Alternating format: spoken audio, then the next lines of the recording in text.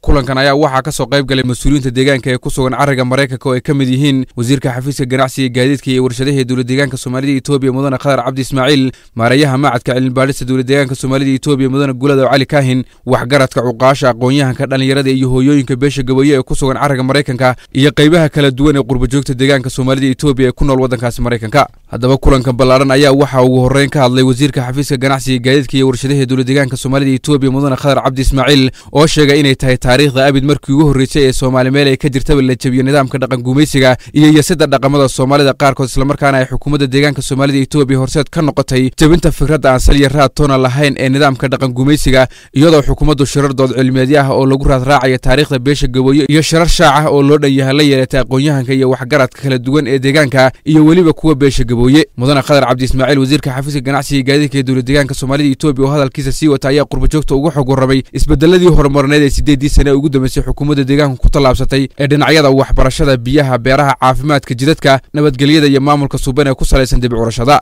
dhanka kale beelweynta sharafta leh ee Gabooye ee ku sugan cariga Mareykanka ayaa cadeeyay in arrinta jabinta fikirka dhaqan gumaysiga ay ku dhaqaaqday xukuumadda deegaanka Soomaalida iyo Itoobiya ay tahay mid aan hore uga dhicin meel ay Soomaali degtay iyo caalamkaba iyagoo ku tilmaamay arrintan inay tahay arrin taariikhda baal dahaba ka gashay isla markaana ku amaanay hogaaminta xukuumadda deegaanka Soomaalida iyo Itoobiya inay taariikhdu xusi doonto iyagoo dhanka kalena cadeeyay inay taageersan yihiin isbedelada horumarneed nabadgelyo iyo maamulka suuban ee ka hana qaaday deegaanka wacadna ku maray inay kaalinta kaga aadan ka soo bixi doonaan. isku soo wada duuba shirkan ayaa ku dhamaaday jaw wanaagsan iyo niyad ka midaysan gaadhida horumarka aan dib u noqoshada lahayn ee uu dalkeenu kaga mid noqonayo wadamada uu dhaqaalahoodu dhexdhexaadka yahay.